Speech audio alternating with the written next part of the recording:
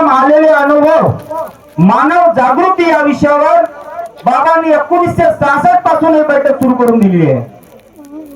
आता या ठिकाणी तुम्ही बरेचसे अनुभव ऐकले आणि या अनुभवाच्या माध्यमातून या ठिकाणी आपण कदाचित जागलो आहोत. कारण की बाबा नेहमी म्हणायचे की माझा भगवंत बैठकीत उपस्थित राहते म्हणे. आणि मला या ठिकाणी उशीर झाला. कदाचित मी इकडे मासिक हवन कार्य करता आलो आणि खेळला माझ्या मावशी वगैरे राहते त्यांच्या निवासस्थानी मी हवन कार्याला आलो आणि हवन कार्य आटपून आता जेवण करून निघायचं होतं मी. तर ज्या आमच्या भावाच्या घरी हवन कार्य होता त्याच्या घरी ताट बनवला होता हवन कार्याला. हवन कार्य विधी झाली, ताट मांडायला लावलं त्याला आणि त्याला म्हटलं बापू माझ्याशी जेवण कर, घेऊन घे, मी मोकळा होतो गावाकडे निघतो. तर तो म्हणे तुपाच्या दिवा विजाच्या साईजी म्हणे. आता मी जेवू कसा म्हणे. मग कोण सांगलं? शेंडे गुरुजीने सांगितलं म्हणते. त्यांना फोन केला शेंडे गुरुजी. त्याच्याशी जेवढं गुरुजी काहीच नाही बोलले. त्या ठिकाणी एका सेवकाच्या फोन आला. त्याचे नाव विवेक हटवार, सेवक नंबर 70,869, सेवक ब्रह्मपुरी, मार्गदर्शक शेंडे गुरुजी. माझा जेवण आटपून झालाच होता. त्याला माझ्या भावाला फोन आला. त्याला तो वेगवेगळ्या प्रकारे बोलू लागला. त्याला मला स्पीकर आणता काय बोलण्याची पद्धत आहे शेवकांची. तो आता मला शिकवते नियमावली. त्या नियमावलीमध्ये किती नियम आहे कोणाकोणाला माहित आहे? पूर्ण एकूण टोटल नियम किती आहे म्हणजे कोणाला माहित आहे? संचालक महोदय किती नियम आहे? एकूण नियम किती आहे त्या नियमावलीत? 187 रॉंग. कोणाला माहित आहे इकडे? रॉंग. कोणाला माहित आहे त्या नियमावलीत किती नियम आहे? किती आवृत्ती हो? अरे आवृत्ती किती चालू आहे? 8वी रॉंग. आमच्याकडे मार्गदर्शकांनी नियमावली दिली. आम्हाला किती आवृत्ती हो ते नाही माहित. त्या नियमावलीत किती नियम आहेत ते नाही माहित. आणि मला नियमावली शिकवतो तो सेवक. त्या मार्गदर्शकाला बोलायची तमीज आहे का म्हणजे तो सेवक त्या बोलवा बोले म्हणते. आपल्या गावाकडल्या सेवका यासाठी बोलत सर म्हणते तू मध्ये आता तमीज शिकवतो. पाहू तुम्ही चुप बसा. जे सत्य आहे ते जे ऐकलं तेच सांगलं. कुठं कायची बदनाम? हे कायची बदनाम? बोलणारे विचार करणं भाऊ सेवक आहेस ना तू. हो तुझा सेवक नंबर काय? कोणाले तर विचारणे काम आहे माझं मार्गदर्शकाचं. हो मार्गदर्शनच करताव ना. सत्याच्या माईक आहे म्हणून त्यांना म्हटलं मी. बाबांनी म्हटलं होतं साहेब का या ठिकाणी बोलला म्हणे तू चुकीच्या बोलला का म्हणे. चालताना बोलताना माफी मागते म्हणे म्हणून बोललो होतो. कायची बदनामी? सत्याचा मार्ग आहे, सत्य बोलायचे येतं. नियमावली माहित नाही तर विचारून घ्यायचं मार्गदर्शकाला नाही तर मंडळात. अरे त्या नियमावली मध्ये 174 नियम आहे. कॅल्क्युलेशन करा. मार्गदर्शकासाठी 33 नियम आहे. असाध्य रोगवाल्यासाठी 5 नियम आहे. विधवा स्त्रियांसाठी 6 नियम आहे. मार्गात येणाऱ्या सेवकासाठी 12 नियम आहे. त्यागासाठी 20 नियम आहे. हवन कार्यविधीसाठी 17 नियम आहे. असे कॅल्क्युलेशन केले ते 174 नियम आहे. आणि आपल्याकडे 8वी आवृत्ती चालू आहे मंडळाची. विचारा. नाही 8वी आवृत्ती आहे. आता 8वी आणायची साहेब. आणायची साहेब मंडळातून नियम निघतात. चला असं जाऊ द्या. हा अंकार चांगला नाही. राजूभाऊ मोटकरी आमचे मोठे बंधू आहे. जुने त्यांच्याशी आमचे जुने संबंध आहे. या ठिकाणी फटिंग साहेब बसले आहे आमचे. जुने संबंध आहे, पण त्यांना माहिती आहे आमची बोलण्याची भाषा आणि आम्ही काय मार्गदर्शन करतो. सांगण्याचे तात्पर्य कोणाची बदनामी नव्हे, त्या व्यक्तीने बोललो म्हणून या ठिकाणी बोललं, त्याचे धन्यवाद ज्यांनी बोललं त्याच्यामुळे मी 15 मिनिटं राहिलो आणि या ठिकाणी येण्याचा योग आला, म्हणून त्याचे धन्यवाद त्या दादाचे.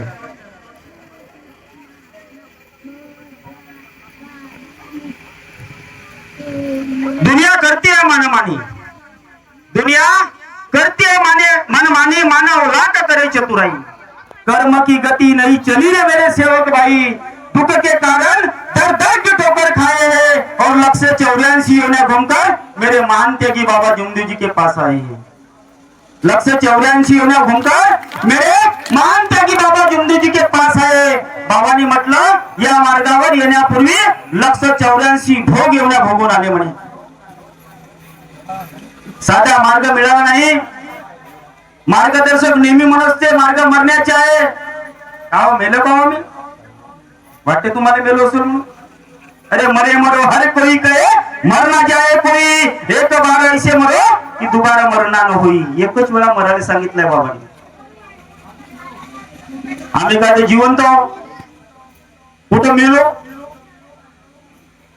आणि मेलो असतो ते एवढे तुकडे पडले नसते, एवढी विभिन्न विचार निर्माण झाले नसते. बाबांनी खरं मरण्याचे कारण सांगितलं आहे. आम्हाला विचाराने मरायचे आहे, चांगले विचार घेऊन जीवन जगायचे आहे, कारण परमेश्वरी प्राप्ती बाबांनी त्यागाने केली. 1933 ला बाबा गोळीबार चौकामध्ये राहत होते. 1933 ला तो गोळीबार चौक सोडला. त्या ठिकाणी वारंवार इकडे तिकडे झगडे व्हायचे. बाबाच्या ठोपरेकर घराणा पुरा त्रस्त होऊन गेला होता.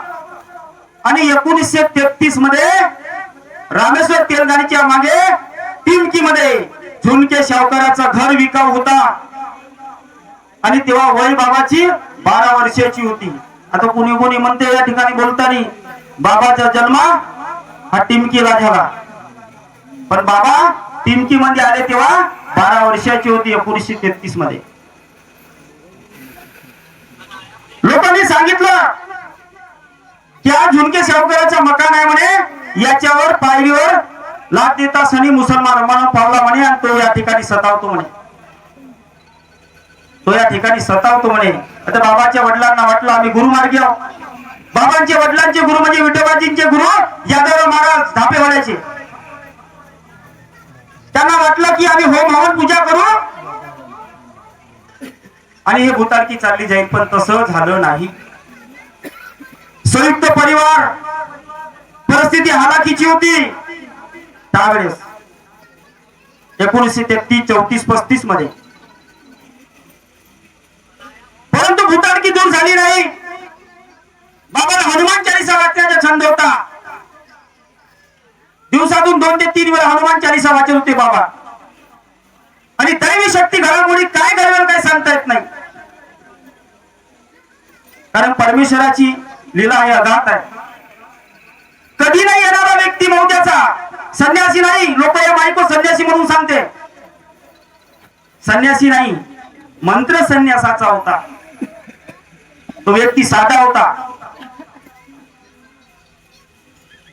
कधी नाही येणारा व्यक्ती बाबाकडे आला आणि बाबाला त्याने विचारलं.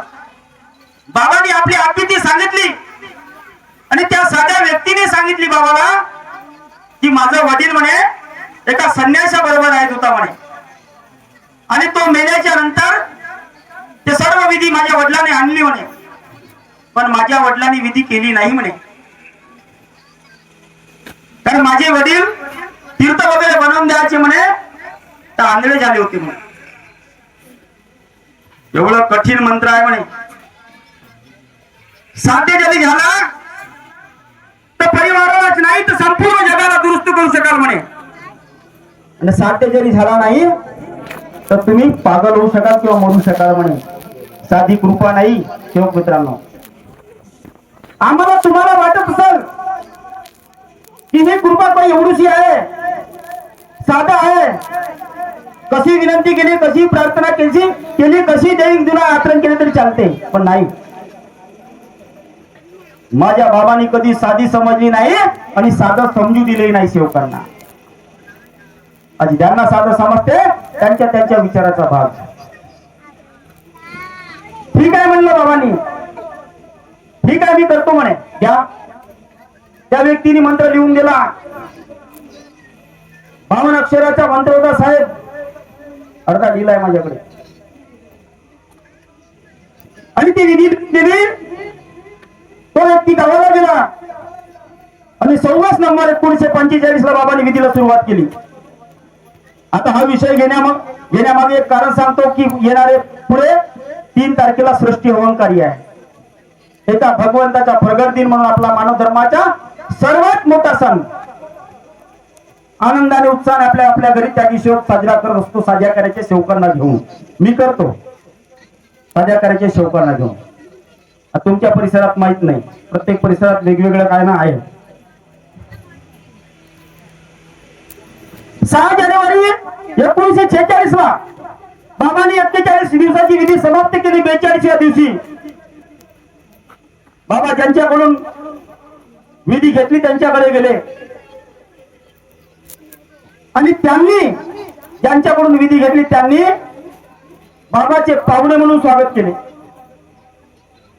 पाहुणे म्हणून स्वागत केले. बाबा बसले आणि त्यांनी पुढे विचारलं की पुढे काय करायचं, पुढे काय करायचं विचारलं. त्यांनी सांगितलं आता इथून तुला तीर्थ हवन कार्य घडवावं लागेल म्हणे. 7 दिवसात 21 हवन कार्य. ते सूर्योदय पूर्ण होण्यापूर्वीच हवन कार्य पार पडले पाहिजे. एक हवन कार्य 11 वाजता, एक हवन कार्य 3 वाजता आणि एक हवन कार्य 7 वाजता. 7, 11, 3 या सूर्योदय होण्यापूर्वीच हवन कार्य पार पडत होते. 3 वाजता हवन कार्य सुरू झाला का 5च्या अगोदर समाप्त. ती विधी लिहून घेतली, त्या विधीला सुरुवात केली आणि ती विधी सुरुवात केल्यानंतर कधी न येणारी रंगारी समाजाची बाई शांता नावाची बाबाकडे आली आणि ती बाई बाबाकडे आली. तिची खुर्या खूप वेगळी होती. ती स्वतःचा मांस स्वतः खायची. बाबा सांगतात आपल्या मार्गदर्शनात. त्या बाईसाठी कोण कोणासाठी करतो.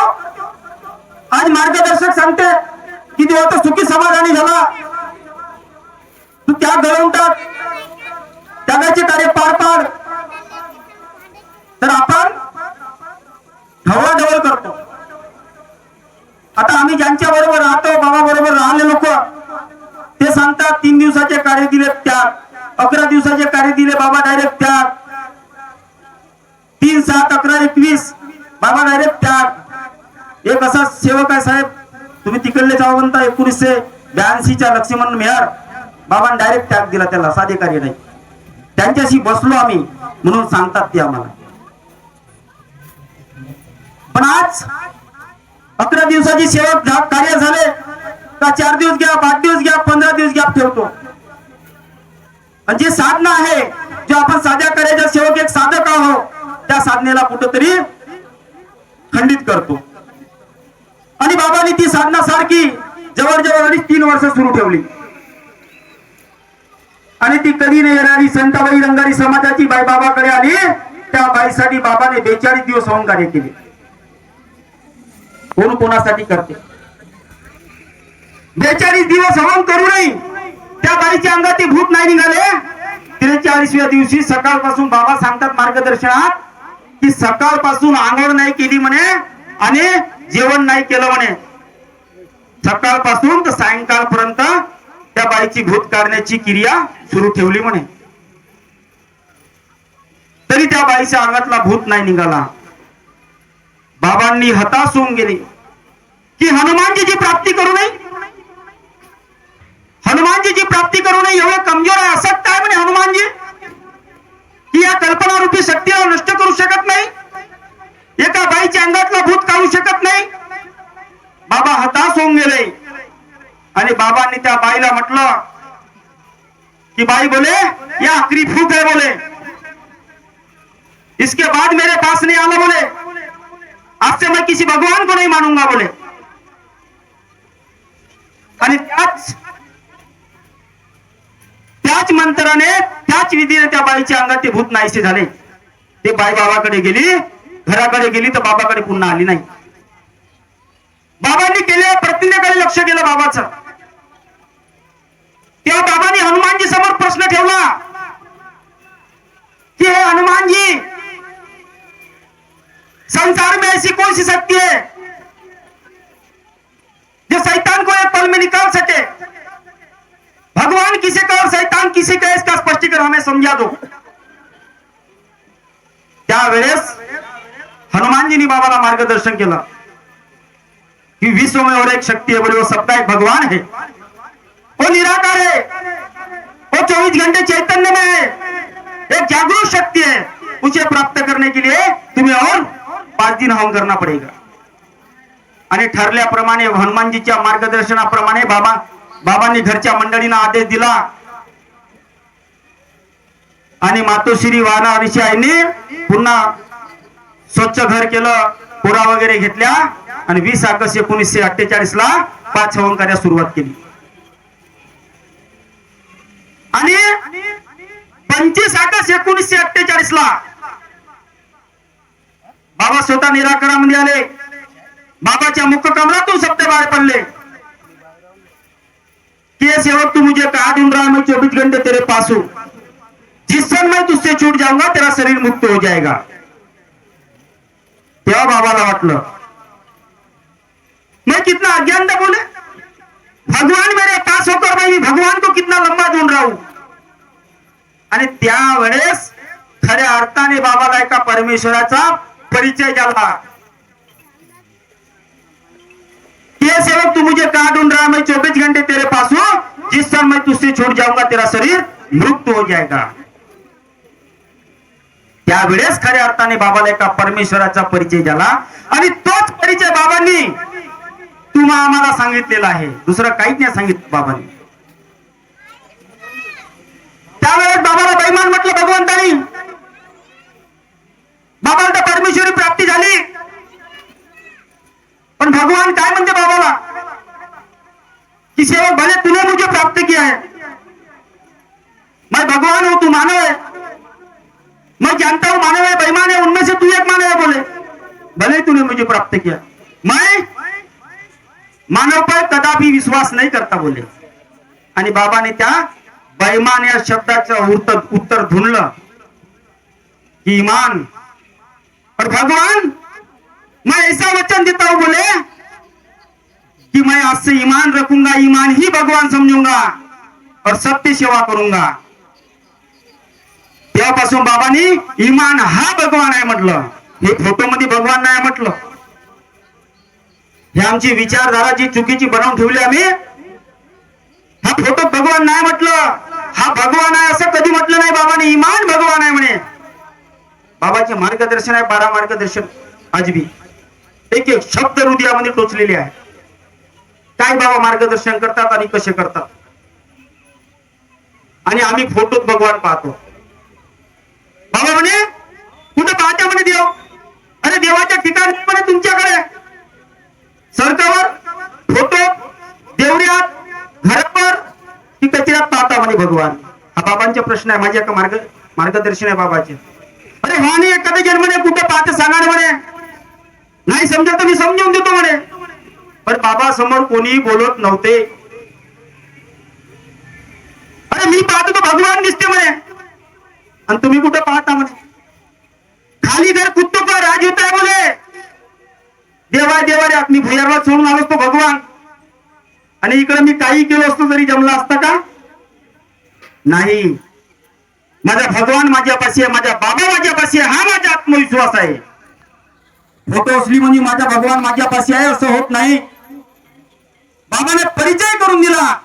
आम्ही जागलो का याचा विचार तुम्हाला आम्हाला करायचा आहे. म्हणून बाबा स्वतः निराकार मध्ये आले आणि बाबाचे बंधू मारुतराव, लहान बंधू मारुतराव यांनी 5 दिवसाची हवन विधी 6व्या दिवशी समाप्ती करून साजरी केली आणि पुढच्या वर्षीपासून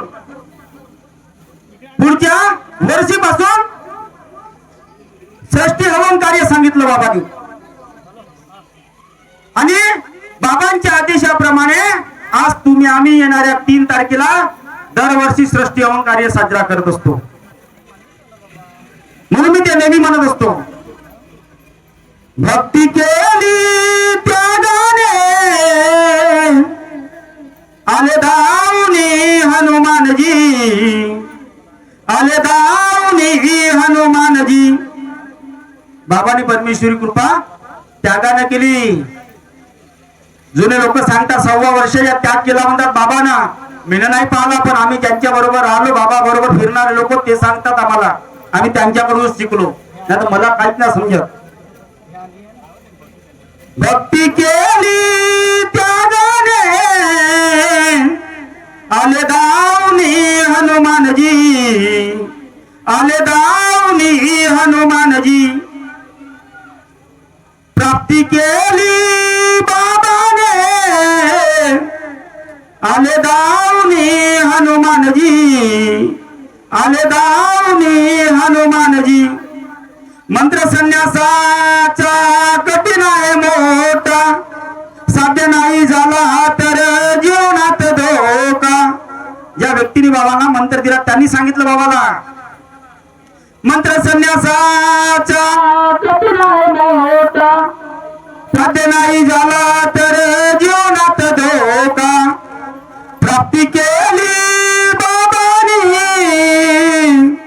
आले धावनी हनुमानजी, आले धावनी हनुमानजी. मग काय केलं बाबांनी? बाबांनी सांगितले 1971 ला प्रपंच साधते परमार्थ कार्य करी. बाबांनी तेच केलं. नगर परिषद मध्ये ठेकेदारी केली. विदर्भ विंगर केंद्रामध्ये सोसायटीमध्ये बाबू म्हणून काम केलं. बरेचसे काम केले. प्रपंच साधूनी परमार्थ केला, गंगाराम रंभार सेवक झाला. या मार्गाचा प्रथम सेवक गंगारामजी रंभार. प्रपंच साधूनी परमार्थ केला, गंगाराम रंभार सेवक झाला. जागृत केले बाबांनी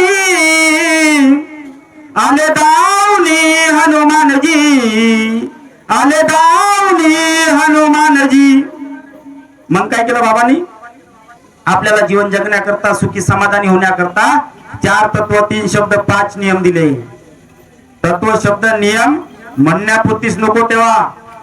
आमचे सेवक मित्र आणि सेविका ताईंनो आचरण करावं लागल स्वतः. 4 तत्व 3 शब्द 5 नियमात शिकवण दिली या मानव धर्मात. 4 तत्व 3 शब्द 5 नियमात शिकवण दिली या मानव धर्मात. सुखी केले बाबांनी आले धावनी हनुमानजी, आले धावनी हनुमानजी, आले धावनी हनुमानजी, आले धावनी हनुमानजी.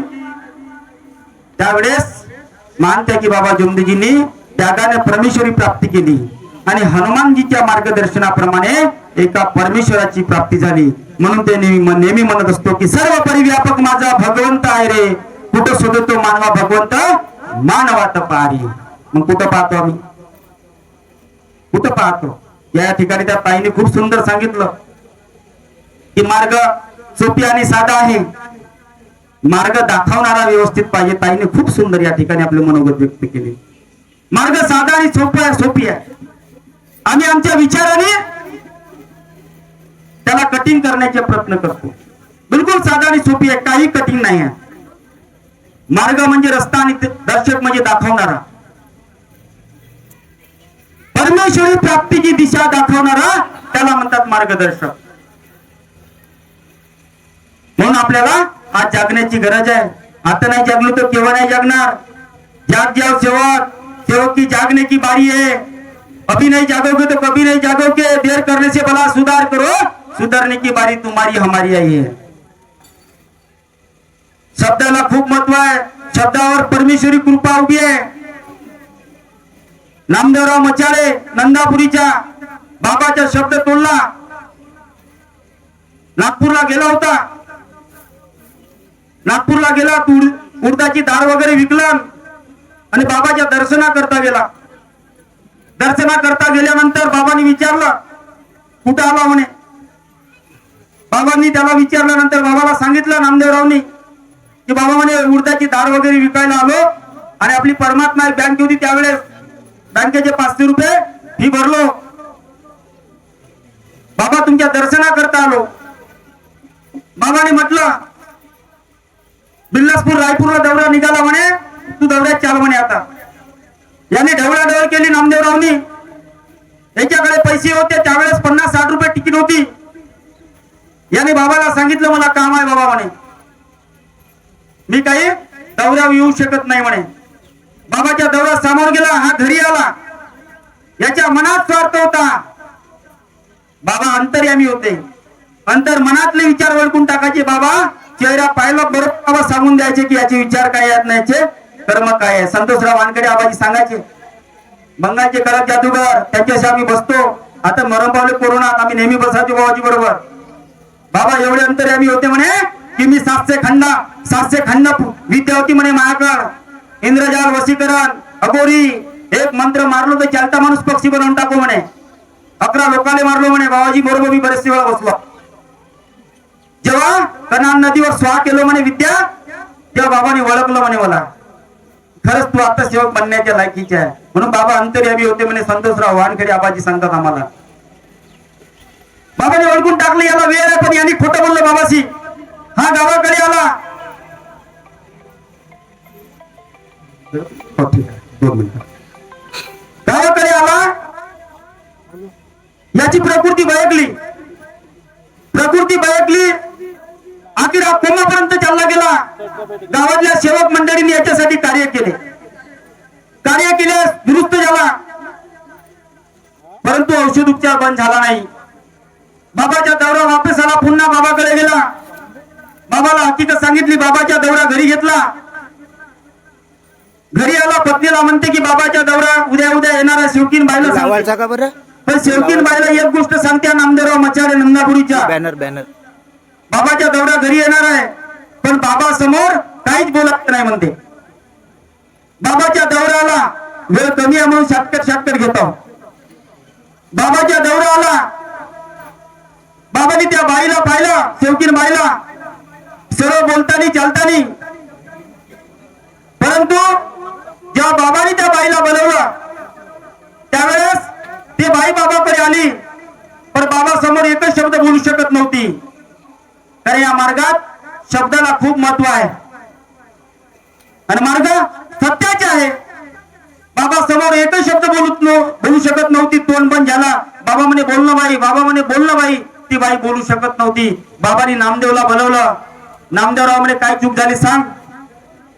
तेव्हा नामदेवराव मचारीने सांगितले बाबाला, बाबा या ठिकाणी मी पहिलं चुकलो म्हणे, आणि आता तुम्ही येण्यापूर्वी मी आपल्या घरच्या बाईला, सेविकेन बाईला शब्द दिला म्हणे की बाबा समोर काहीच बोलायचे नाही.